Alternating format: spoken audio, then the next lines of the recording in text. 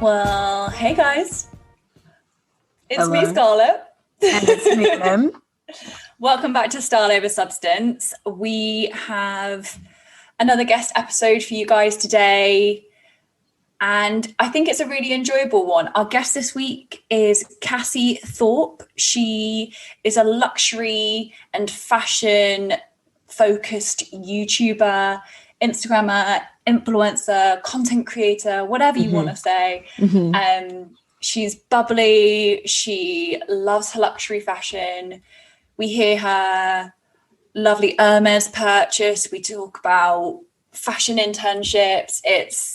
It was a really fun conversation, and I think it's also really cool for people to hear that the YouTube space isn't full. Like, you can start whenever, and as like we've both said it before, haven't we, that like we love YouTube so much, and like we're always like, should we do that? Because I really enjoy it and that could be fun.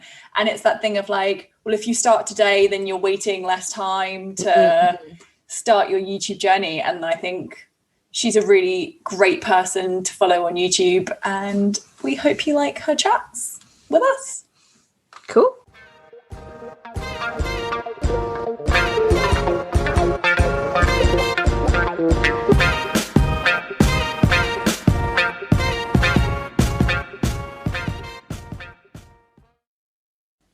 So, Cassie, tell us a bit about you and what you do, because I came across your YouTube channel, which is growing quite a lot in like a short amount of time, because you haven't been doing this full time for very long. No, so as of the 1st of January, I am now a full-time YouTuber, but I wasn't. And congratulations. Thank you. It's very exciting. No, the majority of people like still don't understand it, and they're like, wait, like how do you survive and pay your bills? And it's like, so I have to go through that with the majority of people, but it's really exciting. I was on YouTube, I don't really know, maybe like 2.5-3 years that I was like, okay, I want to take this seriously, I really like it, and I could see myself doing this full-time kind of thing. But before that, I mean, I've always loved luxury fashion and grew up reading Vogue and all of that business. So it was like, okay, well, I'm either going to go into fashion or I'm going to go and do something kind of economicsy, because that was like my what I was going to do at school kind of thing. And then in uni, I did a fashion internship and quit via text about 2 weeks in because it was the worst. And I was like, okay, I am not working in fashion in this capacity. I love it. This is Scarlett's favorite topic. It's internship in the fashion industry. Literally, she could spend all day talking about this. They are rough. Oh my gosh. I mean, we'll come back to the internship. Yes. But yeah, sorry. Yes. So I started doing a fashion blog. It was awful. I've deleted all remnants of it off the internet because if you want to talk about embarrassing.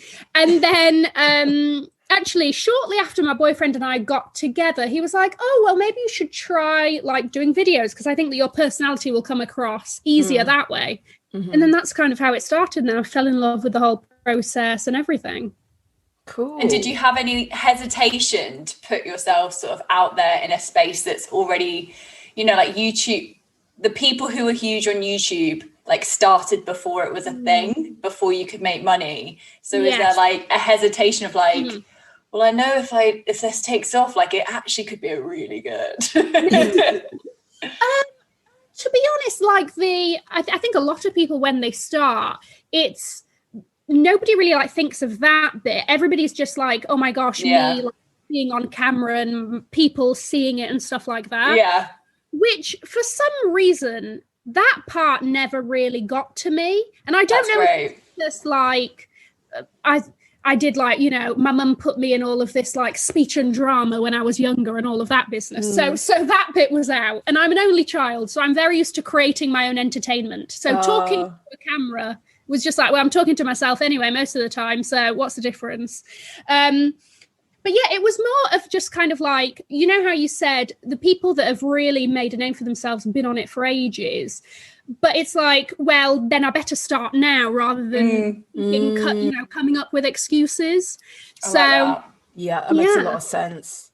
Yeah. And I just think as well, it's like especially with content and things like that, it's very much about like anyone can do it, and it's not like, I mean, I know that a lot of like Instagram and everything is very oversaturated, but I still think that there's a home for people, because it's all about you as a person and how people relate to you, right? And I think that a lot of people see what other people are doing and are like, okay, well, I need to do something like that, when people already have that. So what can you do to bring that, something different to the table, or talk about something in a different way, Yeah, for sure. I think that brings up like two separate points to me. Like, if you take the YouTube example but put it in a different context, like TV stuff that was like banging back in the day that we used to watch as kids, that was huge.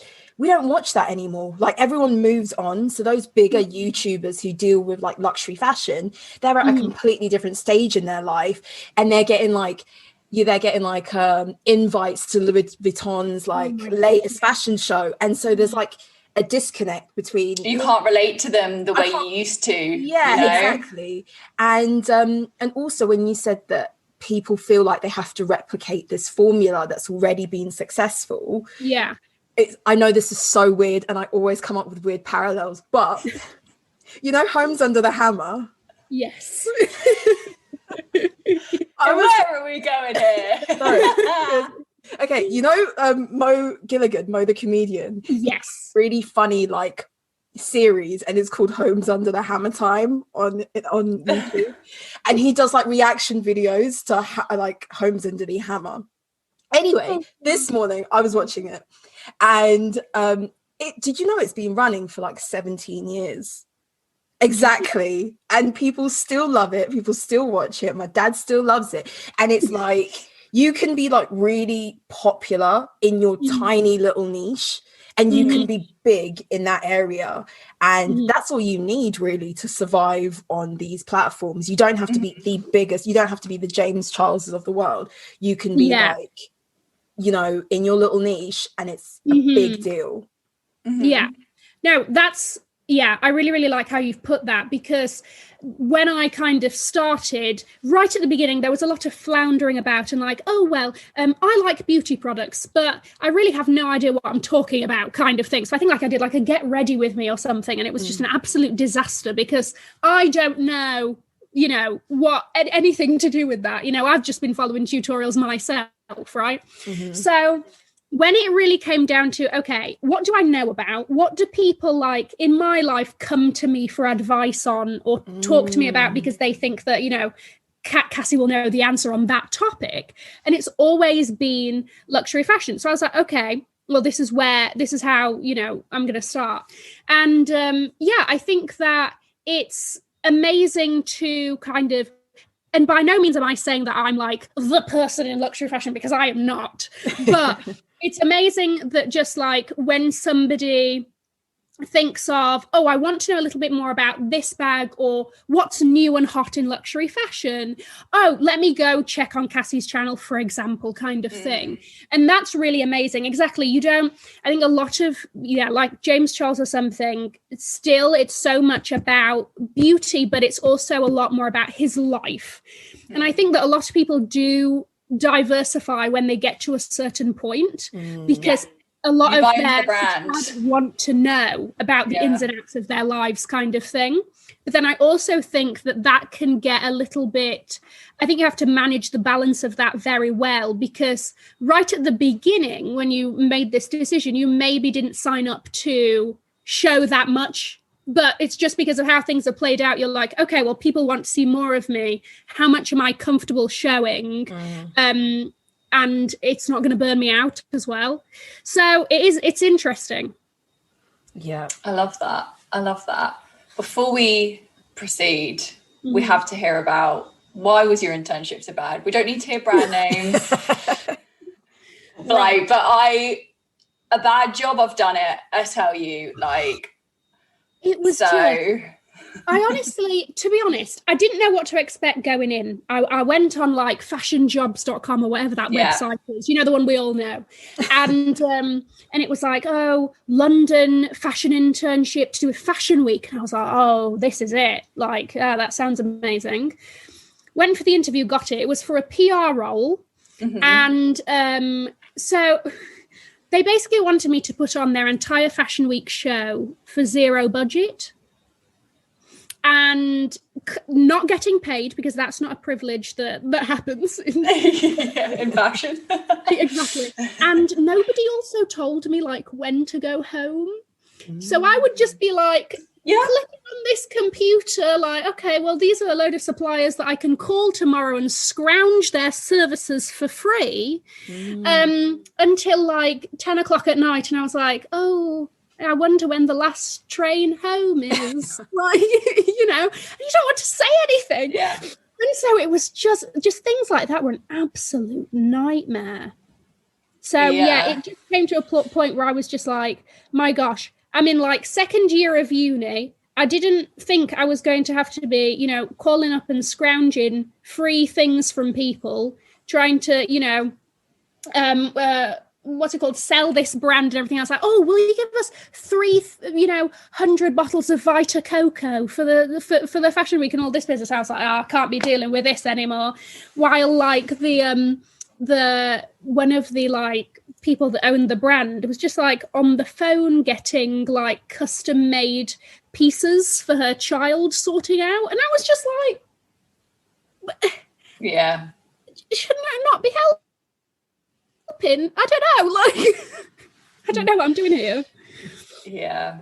I think that's like a hard lesson so many people have to learn, is that there's nothing glamorous about working in fashion, especially in like until you own the brand, until you're like the CEO or whatever it is, then maybe it's a bit more glamorous and you kind of don't do the graft. But it's like one of my favorite things to talk about.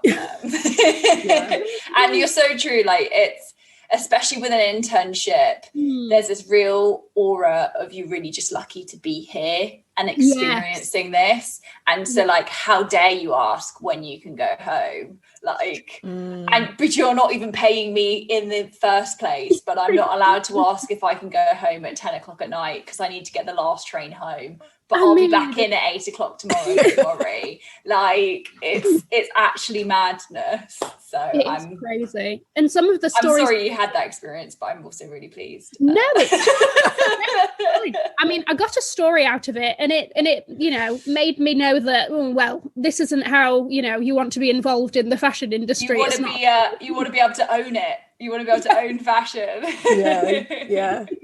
I think that's like now, I don't know, I'm completely speculating, but I would have thought that like a lot of young people who are maybe at uni or leaving, whatever, that sort of age, can completely bypass these internships now, because if you want to be a stylist, you can just style stuff yourself. If you want to be... show them your Instagram page, And it's like your portfolio, but then you can also kind of realise that maybe you can make money from it. And I mean, there was a few years back, Scarlett and I have talked about it, but there was like a bit of an uproar about unpaid internships, and I think that shifted the conversation of paying people. Yeah, for sure. So moving on to sort of luxury and how you got into it and admired it, what was your first luxury purchase, and kind of why? What made that item like the thing you wanted to invest your money in first? Okay, so my first so basically the whole kind of luxury thing came from my mum. She's very like into it, and always like I'd grown up with her being like, save your money, and instead of getting 5 t-shirts, go and buy 1 t-shirt that's going to last you forever, and all of this business, right? So that's how it kind of always came in. But my first purchase of my own money was when I was on a paid internship, different industry. Has to be. And it was a pair of Givenchy slip-on like sneakers, like skate shoes looking things, and then the front of them had like crystals and embellishments and all of this. And I remember when we were told, all right, well, payday is on this day, and I was like, oh, I've been wanting these trainers for a while now, and they're just going to be amazing and all of this. And I would talk to other people on the internship about it, and they were like, that's how you're going to spend your paycheck. And I was like, yes, best believe I'm going to style these for work, so you're going to see these next week. Like, I was just like obsessed. I still have them. Some of the crystals on the top have fallen off, sadly, but I can't get rid of them because that was like my first sentimental. Yeah, I love that. It's so funny because at the moment I have my eye on a couple things that I'm like, I'd really like to buy that, because I might have the chance this year to get something a bit fancier. But when it comes down to it, sometimes I think to myself, and bearing in mind, like, I've worked in luxury fashion and we talk about fashion every week, so like we're obviously into that sort of thing. But I'm like, I don't know if I can part with that amount of money, like, and actually take the step and buy it, because sometimes it is like, it's so easy to get desensitized. What are like 100%. What are your tips to like buying luxury and being able to afford it when you're just like working average Joe? Yeah, so basically, what I do is I like map out, I've got like an Excel spreadsheet. It sounds a little bit more well, it is nerdy. It's excessive, yeah. But it sounds like... It sounds sensible, though. all these, what's called, those equations going, and I haven't. It's very basic spreadsheet. But I will map out, like, okay, this is how much I'm going to get paid a month. And now with YouTube or whatever, I mean, it fluctuates, but I'll just, estimate, right? And I'll do that for the whole year. And then I'll be like, okay, when do I think is reasonable for me to be buying things, and what budget do I want to set for myself? Whether that is, okay, I'm allowed to buy one thing, let's say it's £1,000 and that's every quarter. And I will literally be like, okay, so how does that come out of what I'm earning and after rent and all of that business? So I will literally go down to like a granular level. But I completely get that sentiment of being desensitized to it. So recently I've got an amazing Dior sales associate, and he offered me this like I've seen that. I've seen that. Exactly.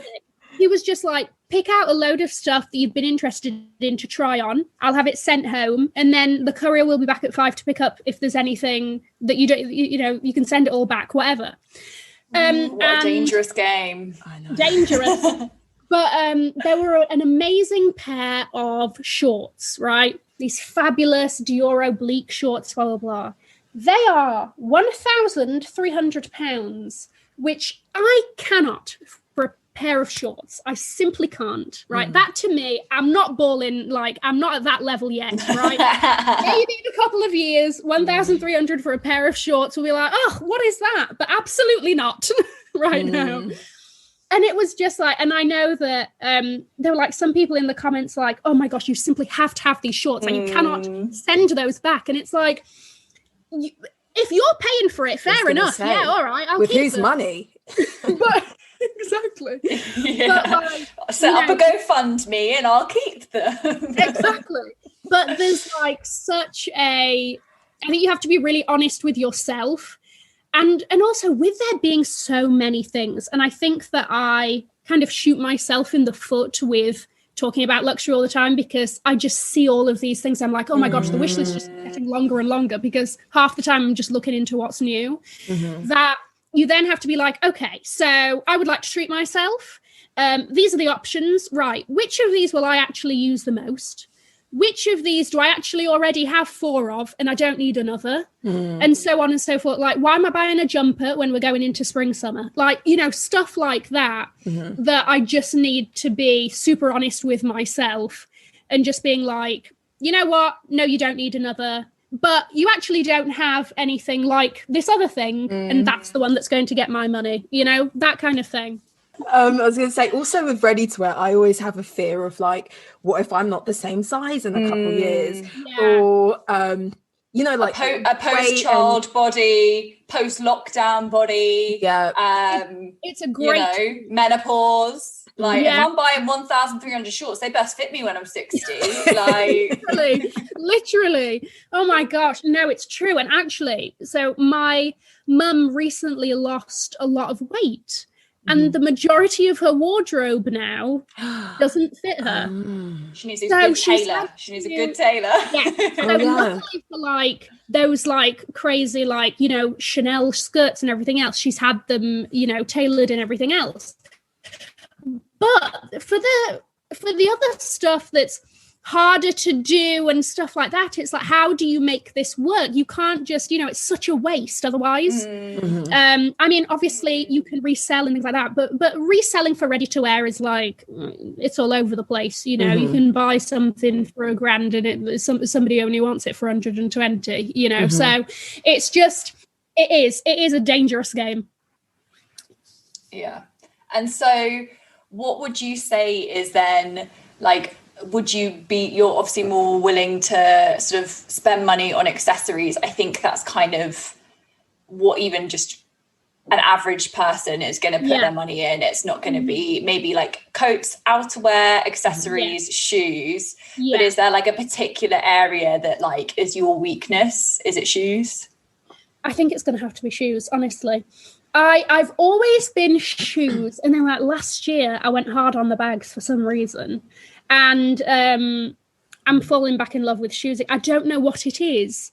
I have far too many, and I can't. And I look. But we all do. Honestly, and the thing is that you look through and you're like, all right, let's actually have a look at the ones that I haven't worn in a bit, or maybe I could get rid of whatever, right? And you look through and you'll be like, no, because that would be for this kind of situation. Yeah. Like I literally have a pair of shoes. It's like, those are the ones that you're going to use when you end up in a Miami nightclub. I don't know when that's going to be, but those are my Miami nightclub shoes. This one is for summer, like a European summer break. It's this like really specific scenario. Yeah. I have stuff where I'm like, oh no, when someone invites me to their wedding and the theme is light colours, I'm going to wear that jacket. But I have not been invited to a wedding yet, and I don't know when this will, it's just like, I'm not going to get rid of it because the time will come. Exactly. And I'm very much a just in case person. I'm going to be like, the day I get rid of that thing, the day after I will need it for something, or I will see somebody else with it and I'll be like, why did you do that to yourself?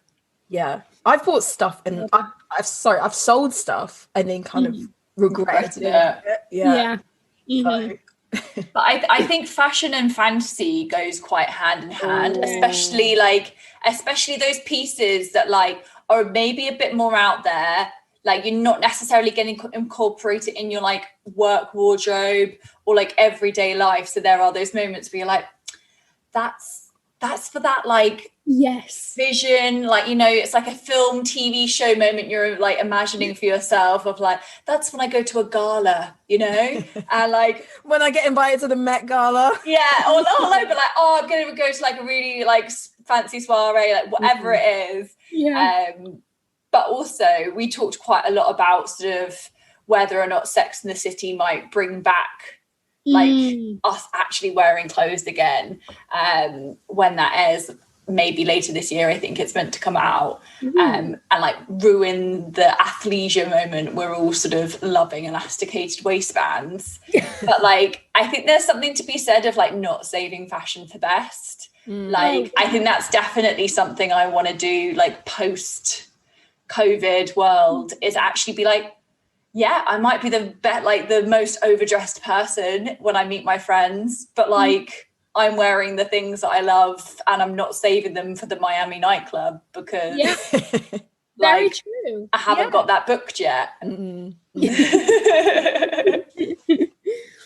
it's true. And I love that because that's what it should be all the time. And I just think that, you know, with lockdown, these absolutely like extreme situations that we've been in, that it's like almost like, no, we need this for a bit of like a fantasy, like you said, for a bit of fantasy, a little bit of fabulousness that needs injected back into our life, you know, a little bit of fun and you know, frivolousness that we really haven't been able to indulge very much in while we've been locked up at home, you know. Yeah. And have you found that lockdown has like made you less inspired by clothes, or has it kind of like the way you're sort of coping or helping yourself feel great is like, you know what, that's a really great pair of shoes or bag that I look forward to wearing when this is gone, I'm going to get it. What's sort of been your flavor with clothing? So I think it's very much, I actually, when like the lockdown season 1 came, and I went in and I was like, brilliant, gonna save money, not going anywhere, not seeing anyone, brilliant. Then somehow things would pop up and everything. And now it's kind of gotten to a point where I'm like, the looks I am ready to serve. Yeah. Are like, I've got them like stored in my head. I'm not actually going to lie. It's not in my head. I actually do write them down. It's very sad. Is it I've a got, spreadsheet? not a spreadsheet, but I do have like a little notebook that's like, oh, that's a really good spring summer look. Oh, I've done that before. Yeah, I love it. Get that one. It's very sad, but yes, I am like, come 12th of April, outdoor dining and shops open. Thank you very much. I'm showing up to show out. Be ready. I love that. I think it's important, and like I think hopefully it's made us remember that like clothes are actually fun. Like fashion is fun. It's meant to be enjoyed. Yes. And I've definitely been victim of like being my own worst enemy of like, well, that doesn't suit you, or like you look really like daft actually wearing that, but then love it on other people. I'm like, but I don't care what people think anyway. So like, yeah, it might make me look a stone bigger than I am, or a bit frumpy or whatever, but like, well, at least I know I'm not a stone heavier. Or like, what does it matter if someone thinks that I'm a stone heavier, like, or that it's unflattering? If you feel fabulous. Yeah, exactly. Yeah. I think a lot of the time it's like you think, oh, it doesn't suit me because people aren't used to seeing it on you. But once they see things on you, they're like, oh yeah, that's something she'd wear. Or do you know what I mean? It's I think if you're inspired to buy it, it must be in your personality. Like, yeah. Very true. So what is on your current wish list then? We might as well ask. Okay, so there is one piece. I have been talking about this for months now, but this tiny bag arrived on the Chanel runway for Spring Summer 21. It's about this big. It's pink. It's tiny. It's got a tiny top handle. It is everything I've ever wanted in the most minuscule form. Anyway, I know that all of the other colours have come out in the UK except for the pink. So I'm waiting for that one to come out. But that is like number one on my wish list. The other thing, I mean, that Dior shopping haul added a couple more items on my wish list. Not the shorts, because once again, cannot part with 1,300 for a pair of sodding shorts.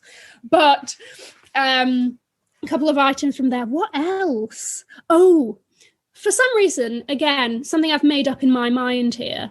I saw this fabulous like silk Versace shirt with matching silk shorts. Oh, and I was like, wow! For like a wherever I end up on holiday. That is the Miami. That is Miami vibing too. By the I think that's what the conclusion that we've all come to today. I think that's where I'll be going on holiday, because that is like, is like, yeah, I need that top to toe look. Amazing. Right. And what are your sort of favourite places to look for luxury fashion? Are you someone who shops like Vestiaire Collective? Like, are you a vintage finder? Do you enjoy that process? Or do you kind of, I don't know, what's your process? So, I would say I am somebody that's like, I'm here for an easy life. So most of the time it's like Farfetch, My Teresa, Louisa Via Roma, Net-a-Porter, your usuals, right? All in the same place, yeah. Yes, exactly. Everything's on one place. Sometimes if I'm thinking, oh, I wonder if anything, if Fendi's come out with anything fun, then I'll go on Fendi's site directly and like have a look. But generally I kind of go on those because everything's in one place. And then it also allows me to like, oh, what's this fun thing by this designer I've never heard of, But just before Christmas, I really wanted to get myself like the cropped Fendi puffer jacket for as a Christmas gift to me from me. Why not? And I could not find it anywhere. Absolutely no chance. And for some reason, I was like, you know what? Let me just check Vestiaire. Like somebody might have one and it didn't work out for them or whatever. Brand new with tags. Literally like the same price as it would have been in store. I was like, thank you very much. There we go. Great process, actually, shopping through Vestiaire. Because sometimes you think, oh my gosh, it's going to take like 3 weeks to get here after it's all been authenticated and all of that. But no, it was really easy. Yeah. Amazing. It was meant to be. Exactly. So you're not the biggest vintage secondhand shopper, I think you've said. That like you prefer the in-store experience. And do you think that like, because you obviously very much like curate, it sounds like you curate a wardrobe and you create, this is the piece that I want, and you're very like intentional with your shopping. Do you think that's kind of like a reason why browsing like past seasons or just shopping pre-loved is just kind of not for you? I think that's actually part of it. I think the other thing is that it's not like I would never, or, what's it called? Like have just ruled that out entirely. I think that I know that there's like a vintage shop in Tokyo that I would absolutely die to go to because they've just nailed the in-store experience. And they just have like all of these amazing like 90s Chanel and all these, like you see those runway pieces and you're like, oh my gosh, stunning. They've just done it amazingly. And I just think that we're lacking a little bit of that in England. I haven't really like come across a dedicated like luxury pre-loved, but you get that end-to-end like luxury experience with it. I'm sure that they exist, it's just I just haven't found them or have stumbled into one yet, but I think that's a part of it. That makes a lot of sense. And also like if like you're not your baller 1,300 on a short stage. But also, I think it's really important to have a positive or like special experience when you're parting with quite a lot of money. Like we talked earlier about being desensitized a little. Like luxury fashion, like is a lot of money, and like regular salaries don't like. If you're dropping that money, you've saved or you've reconsidered a purchase, and like I think it is right to have like a sort of special experience. So there's like, you're right, there's definitely a space for their almost like a Vestiaire collective, like in-store type of like London experience or wherever it ends up being, because actually like pre-loved and stuff like that like is also just as expensive. Like Chanel bags retain their value. So I think it'd be nice that there's sort of, would you like a cup of tea, madam? And all of that, all of that going on, and like making you feel like the bells and whistles. Yeah. And actually, like that's the only time you're allowed to call me madam. Like, It's true. And actually, I did go into. I went to New York the last Christmas before everything, went downhill. And I went to the Real Reels physical store. And that was done really well, really, really well. And it's just even down to things like when you buy a purchase to get, let's say it's a pair of shoes, you buy a purchase, you get a dust bag, right? And maybe it's, even if it's like a Vestiaire dust bag or whatever it is, just those little things, it's tied with a bow at the end. You've got all these, little guarantees in place and all of that. It really does enhance the experience. And that's what, exactly, it shouldn't be easy to, a shop like it is in Zara as it is in a Louis Vuitton or a Chanel or whatever, it should feel like a completely different experience because the budgets here are very different. You know, you can't expect me to come in here and, you know, walk around Louis Vuitton like it is Zara or whatever and just drop my money that freely, you know? So how are you going to differentiate that? Yeah, I agree. What do you think, like, shopping for luxury shopping will be like once we're eventually, hopefully, set free? I know. I don't even believe, like, but is that happening ever? What do you see shops kind of doing? And do you think they're going to dedicate more time to service, or is it going to be quite like a sterile kind of transaction? Like, in my experience, I can understand why people are a bit hesitant to like go into these places and shop in these places. And even like when you go to Harrods, there's just so much going on. Although like the service might be there, it's just still overwhelming. It's overwhelming. What do you think might happen? You know what? I'm not sure. And I think a few months ago, I would have said that I would have expected that, yes, they're going to put a little bit more time in to the service side and really kind of enhancing that customer experience. But then I've kind of seen, you know, like photos from all over the world and shops opening up, and there are queues outside, like Louis Vuitton and Hermes and stuff like this, that I just feel like, to be honest, it's probably just going to go back to normal. And I think that, when it comes to the luxury shopping experience, I think it's so annoying, and it shouldn't be this way, that it's just like luck of the draw on the day. Like, you know, it really helps having a sales associate that you know and you go back to every time and everything else, because then you know that there's a friendly face every time you go there. But half the time it is just, oh my gosh, I hope I get landed with somebody that's polite and gives me a smile, other than just like looking me up and down and being like, we don't have it in, you know. You can't exactly. And it really shouldn't be that way. And I think that some brands have a better reputation in store than others. But I know. You're right. Louis Vuitton's a bit of a conveyor belt. I know, but even when I've been in there just to want to look around and do research or all of that stuff, you get a number essentially. And like, well, they take your name down and then they'll sort of call you, and you've got to wait in the sort of like foyer of the store before you can kind of like be seen. And it's like, you're never going to get that sort of calm, take your time, like approach when there's just 50 people on the list after you. I know. Or like they tell you, sorry, it's an hour's wait until you can be seen. Like that kind of feels a bit frustrating.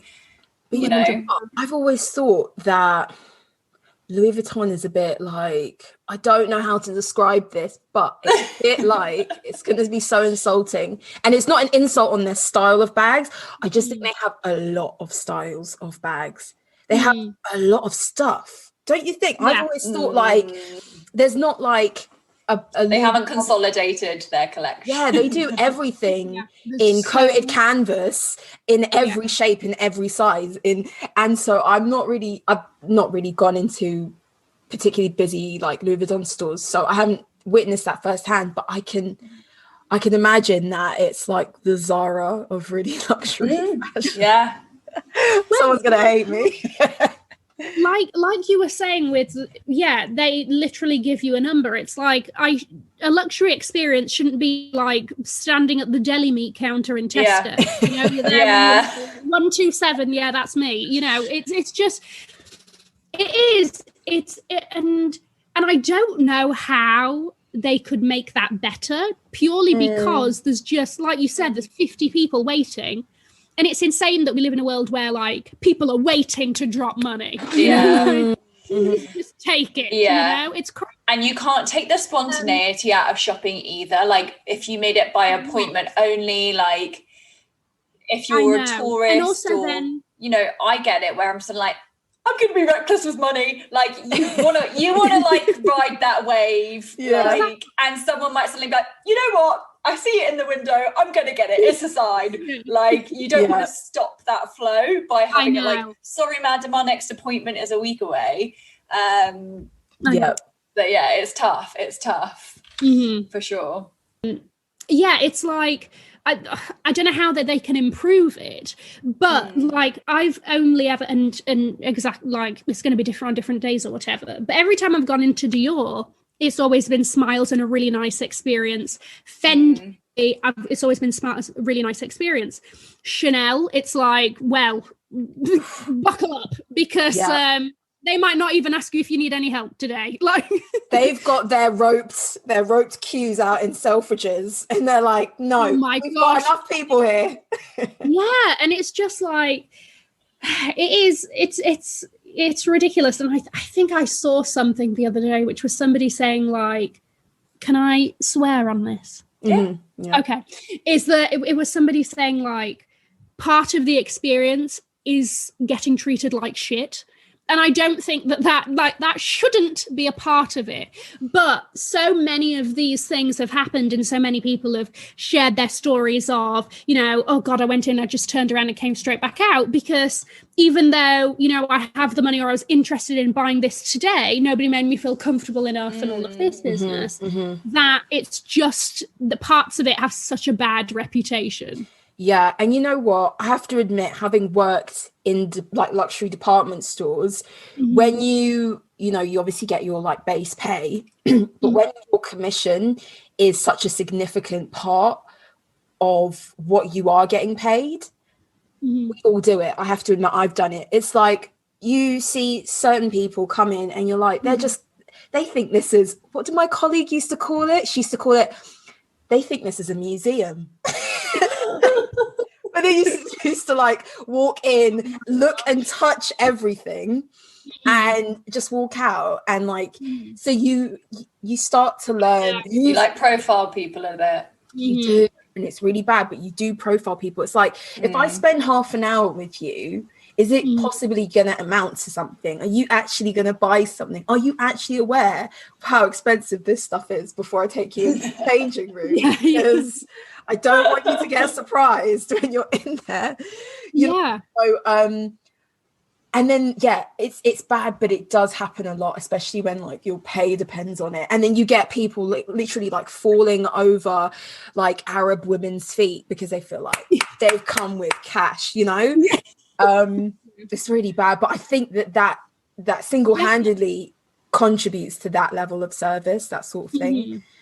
And I think that it must be hard from that perspective of being like, okay, so you've obviously got the ones that walk in, you can tell there's money to spend, right, straight out the bat. You've got the ones who are a little bit more low-key, but you can also see they've got an air. Okay, potential here, exactly, right? Then you've got the like normal person, quote unquote, who walks in and you don't know if you know, they have been thinking about this thing and they want to have a look at it and really are taking the time to make this decision on what is going to be a big purchase, or the people that are just going to waste your time and you're just there to have a look and I want to see everything, I want to touch everything, and I'm going to leave and I'm going to have wasted your time. So I can understand that bit.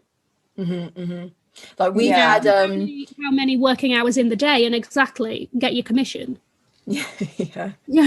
We've had like a number of story times, and in the past it was like I used to work for a lingerie brand that was like quite expensive, and I spent all this time with this girl and she was looking for this like 3-piece set for her new boo, and she then at the end of everything looked at the price tag and was like, oh, I thought it was like Victoria's Secret prices, and we were like, how dare you get out my store.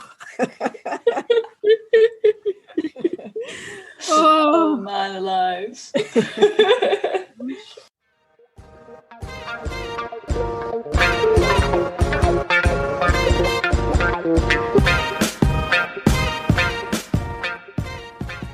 We interrupt this broadcast to remind you, go follow us on Instagram, Style Over Substance Pod. Shoot us an email, styleoversubstancepete@gmail.com. Find us on YouTube. Find us on Twitter. We've got all the links on our Instagram. You know what to do.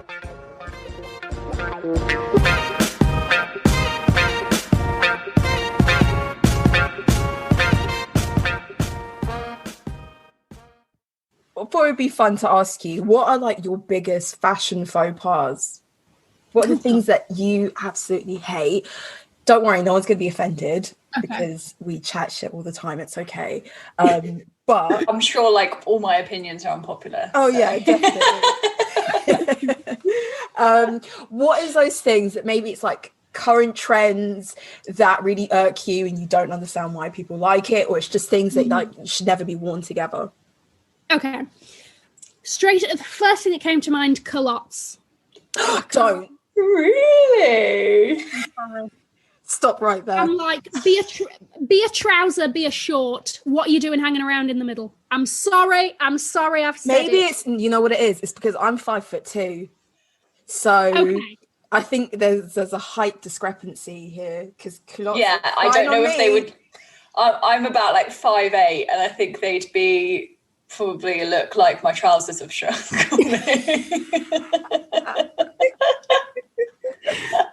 Gosh. But okay, yeah, fair enough. Okay, You said that you couldn't say whatever you want. Fair enough. Yeah. The other one, this is a very small one, but I hate it when people wear, like low top trainers or something, and they've not made the best choice in socks. That's a good Either one. I can see the sock and the look would have been better with a no-show situation, or like, why have you made socks a part of the outfit and these are the socks that you chose? So I think people are out here and they neglect their sock choice. The other one is like, I love that. And this, I definitely did that the other day, by the way. I was like, this is a terrible combination. But I was like, I'm just popping to the shops. Like, that's completely allowed. I was like, but I was like, this is a bad choice. Yeah. Bad choice. The other one is, and I think this is I see this more on like Gen Z and on TikTok and whatever, which is wearing a cropped top, but then the jean, like, okay, so you'll do a high-waisted jean, you'll do a crop top, but you haven't belted the jean, so it just doesn't look right to me for some reason. Oh. Yeah, and then the crop is too high, and it's like, I don't know what's going, like, you could have done with a slightly longer crop that just stopped, like, just above the jean. Oh, I get what you mean. Then it would, like, give something a little bit interesting. But I think that's just, they're young, they're getting their stomachs out, go for it, honestly. But, no, the other one, this is a sad one for me that's a big trend at the moment. Baggy jeans. Skinny jeans aren't technically in. And, you know what? I saw this episode and I was raging because I don't... because I gave up skinny jeans years ago. Really? Yeah, I don't like them. I don't think they're flattering on me. I like straight leg mum jeans. I know straight legs can be bless you. I know straight legs can be really ugly, but I like that ugly chic thing. So, do you want to know what a big part of the jeans one is, though? Is your body shape. And like, I've got like, Mim's really cool for one. Like, she's really cool, and also she's got like the body shape for it. You're right. So like, there we go. There we go. I can't be out here in baggy jeans looking 3 sizes bigger than I am, like, bumbling about. It is not going to work. I am very much like, we need to suck it all in. And then this is how we make the look happen. So I'm very sad about skinny I think it's harder to get jeans that fit well when they're not skinny as well. It's especially like on the height, like, I don't know any woman who's got the same dimensions, whether a size 8, 10, 12, 14, like their dimensions aren't the same. So it's quite hard. I think they have to fit you well. Yeah. And honestly, I feel like the jeans hunt is a difficult one. The jeans short hunt. They did that one. Impossible. You know what what I think is even harder is denim skirts. I gave up on those. I don't wear those. Same. I gave up. I actually really like denim skirts. I think they're cute. It's a really great look. Nice. Yeah. It's near impossible. If they fit you standing up, they don't fit you sitting down. That is it. That is it. Oh God. Oh, I love it. I love it. I just ordered a pair. It came and it said, oh, all the reviews are like true to size. I was like, brilliant. I'll get my usual size. It didn't get up past my knees. I had a complete mental breakdown over it. Oh my God. And then I honestly, you know, those moments that happen and you're like, how have you done this? You told me that you were true to size. What are all these women lying about? And returned them. Ended up getting another pair that have you heard of these Goldie Parker shorts? No. It's a very specific short. And I've heard it mentioned for years. And I thought, sod it. Let me just get these shorts, see if everyone's talking about is right. They look amazing. I'm not even going to lie. Hey. So I am not venturing out because I pulled out an old pair of denim shorts that I wore not last year, year before. And I was like, I'm sorry, but the crotch region is getting eaten into at different directions here. I don't understand how I'm meant to walk 5 steps and not cry. Yeah. See, this is why I don't like skinny jeans, though. I think I think hard jeans are worse to the crotch area. No, that's true. That's true. Yeah, that raw denim. Yeah. Gets beaten up. Oh, I love it. God. I think denim shorts are really hard because also the older I get, the more I'm aware of I don't need shorts to be that, I wouldn't wear a skirt that short, so why am I wearing shorts that short? But when you wear long shorts, you look a bit lame, they're quite unflattering. So yeah, shorts are really impossible. But luckily the UK doesn't really ever get that hot, so there you go. It's true. Okay, cool. So I have a few sort of quick fire-ish sort of questions. What's the most worn item in your wardrobe? What did you go back to time and time again? Do you want to know what? It probably is a pair of jeans. A pair of good American jeans. The amount of stretching, honestly. Just been watching the Kardashians. The arse looks good. Yeah, and it's comfy. All of that, brilliant. So yeah, probably jeans. And what's your favourite item that you own? Oh. Okay. It would have to go. You can pick a few if it's impossible. Well, I think it would have to go to the Birkin. Honestly, yeah. Because that was... I still actually don't quite believe that I have one. But yeah, it's insane. That whole process and all of that. So I've got to give it to that. I know it's supposed to be quick fire, but I really want to ask about your... because we kind of touched on service before. The whole hype about being in a queue waiting your turn to get this Birkin, you may not get the one that you want specifically, and that kind of the topic around elitism and getting Hermes bags. What's your your quick fire view on it? Oh, it does have to be quick fire. Yeah. Okay. So right. So my experience was actually probably the best way I could have gotten it, which was we went in August, started talking to a really nice sales associate, blah, blah, blah, and got talking about the bags. And he said, to be honest, the one I went to was the Sloane Street one. And he said, to be honest, here we are prioritize the people that haven't got one yet, right? And he said this, and to be very honest with you, I didn't really believe him. And I was like, I'm sure he's just saying it because I clearly don't have one and whatever. So he said, anyway, we can open up a wish list for you. You will go through all of the leathers and all of the colours and tell me which ones are your favourite and whatever. So we did that, and it was in their database. And I, from then on, I think I bought one wallet. And then I didn't buy anything else at that point. Before that, my mum bought a blanket, but that wasn't even on my account or anything. And then I got an email. I was sat on my sofa as though, boring day. I was still at work, in my old job, whatever. Checked my email, and it was dear Cassandra, whatever. A Birkin that has come in that has met your wish list requirements. It will be on hold for you until Sunday. This is the colour, this is the size, this is the price. Let me know if you're interested. I have never moved so fast in my life. I was like, there is no... I love that there's a time limit. Literally. I absolutely love that. Yeah. And you might not even be in the country, but... Yeah, I know. And I was, it was like, this is not a question of if I'm interested in it or not. This is a question of how fast am I getting to the store here.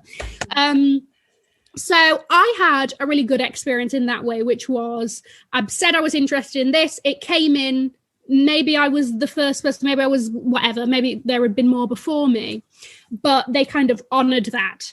Now, I know that a lot of people, when I did start my wish list, people are, they all tell you to start wish list and then they never contact you again and all this. So I'm really happy with my experience, but I know it varies so much. And when my mum got her Birkin, we were in Hawaii, and that also was a really good experience. That one was literally same day we came in, mum was looking at a pair of shoes. He was like, oh, is there anything else that you'd be interested in? And I was like, oh, by any chance, do you have any Birkins? And he said, what are you after? So I was like, blues, blacks, like reeling off what I knew were my mum's, like whatever she would want. And he said, okay, well, I don't have anything in for you today, but if you come in tomorrow, I'll have something to show you. And it was like, again, How much stock are they like having in Hawaii? Honestly, apparently it's like one of the easiest places to get one. We didn't know this at the time, but I'm not complaining. So, so we've had really positive experiences, but there are people who've been waiting for years. And I guess also it depends on the color you want. Did it come out that year? Do they, have they even got stock of that color, or does it come in once every 5? All that business. And then also just like, if they're going to hold up their end of the bargain and be true, if one comes in that meets your requirements, and they're not just going to give it to this woman that spends 300,000 a year with you, So it's all over the place. Amazing. Oh my gosh, that makes me happy to hear. Like, I think that's like a really important element of luxury we touched on. There's so much like mystery, and half the time people won't even tell you the price. So you're like, oh my gosh, I want this bag, but I don't even know if don't know what to save for. Exactly, you have no idea. So because it's just this like, oh, it's this elusive, and this, they've done a good job of the marketing. I was going to say they've played the game pretty well. Because Yeah. people are literally like, it kind of became like a cultural discussion about, like, especially in like hip hop kind of world, buying your girlfriend a Birkin and if she deserves it, and you shouldn't be buying a Birkin because it's a waste of money. And it's become like, I don't know, larger than life. Like, more people are talking about Birkins than will ever be able to afford one. And it's like, why are you so bothered about, And then the resale is a completely separate like discussion. So my bag, when I got it and everything, I looked online and it was literally going for double that, brand new.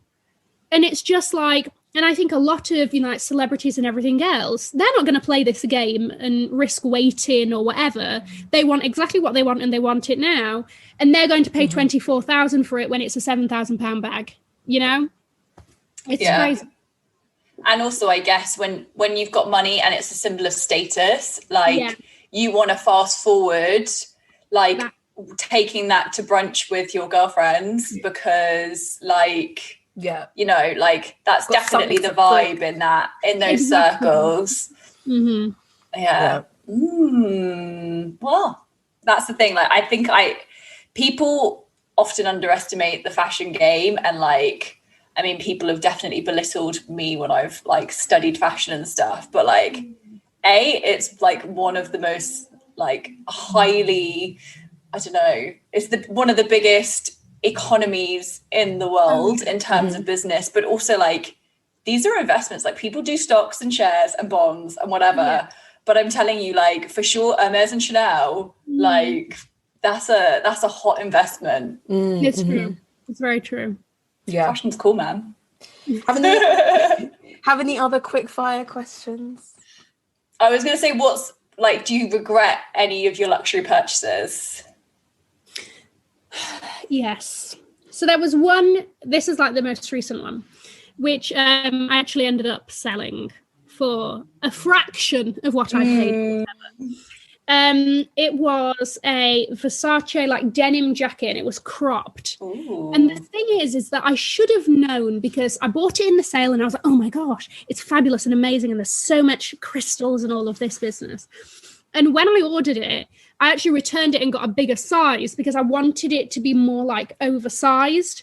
And where it was hitting me cropped wasn't necessarily where I would have wanted it to be. But me being stupid and like being too obsessed with this jacket was like, oh, it'll be fine, you know, whatever. I'll have it in this new size that I got it in and all of that business. And then the longer I had it, the more I was just like, I don't even like, I hate where it came on my body. So I was just like, this is just taking up space and I don't even feel comfortable wearing it because it doesn't fit me how I want it to. It doesn't make you feel good. Exactly. And it's not something that's an easy fix, like, oh, it's like trousers that are a bit long, I'll get them tailored kind of thing. It was just like, no, the entire vibe of the jacket is just not working. So that was yeah, had to get rid. So it's gone to a new home and hopefully they love it. Amazing. Cool. Got anything Do you else have any more? No, I don't really. Yeah, I don't have any other questions, but thank you so much for agreeing to be on our podcast. It's been really fun. Yeah, I've really enjoyed chatting with you. Yeah. I'm now like want to buy something, so. I have that effect. But yeah, and also like your YouTube is really enjoyable and your boyfriend's definitely right. Your personality comes across for sure.